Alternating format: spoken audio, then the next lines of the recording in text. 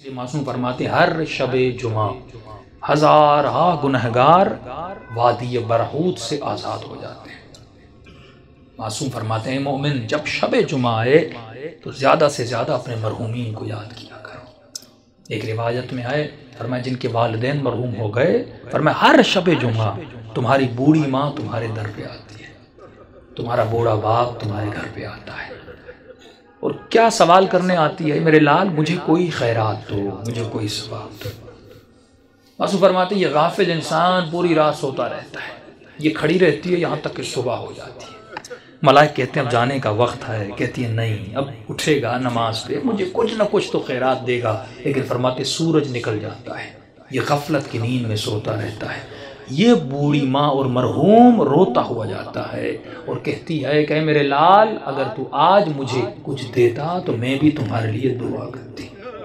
فرمایا والدین وہ واحد وجود ہے پروردگار عالم نے جو بنایا ہے، مرنے کے بعد بھی ماں کی دعا بیٹے کے حق میں قبول ہوتی ہے۔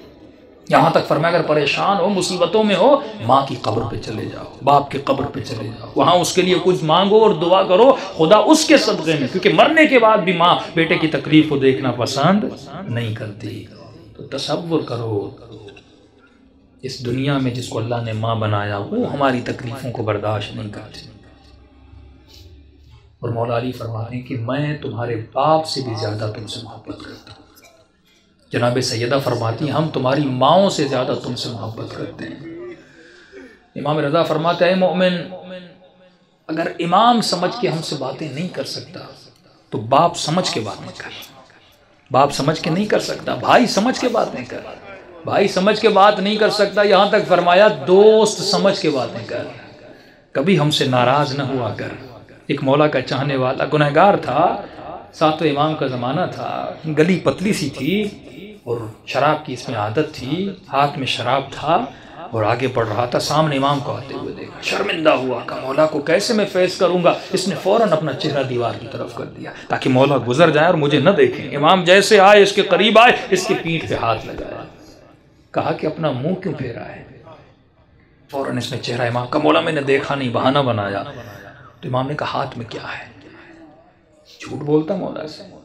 جس نے کہا کیسے بتاؤں ہاتھ میں شراب؟ اس نے جھوٹ بولا کہ مولا میرے ہاتھ میں شراب ہے، میرے ہاتھ میں دودھ ہے۔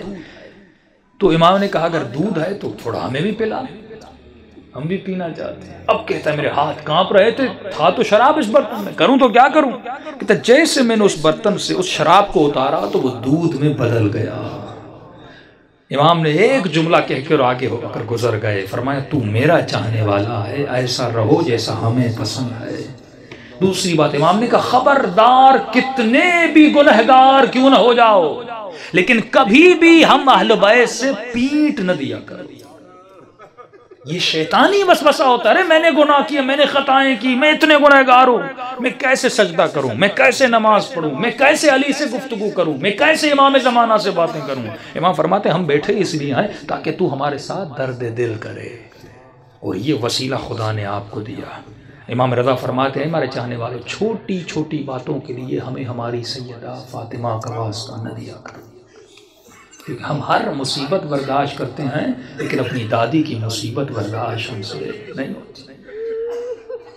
گناہوں سے بڑی کوئی خطا نہیں، بے ادبی سے بڑی کوئی خطا نہیں۔ شب جمعہ ہے، توبہ کی رات ہے، گناہوں سے توبہ کی رات ہے۔ اپنے مرحومین کے لیے بھی دعا کریں، اپنے لیے بھی دعا کریں، اور دلوں کو بارگاہ اہل بیت میں لے جائیں تاکہ خدا ان ہستیوں کے صدقے میں ہم سب کے صغیرہ کبیرہ گناہ بخش دے۔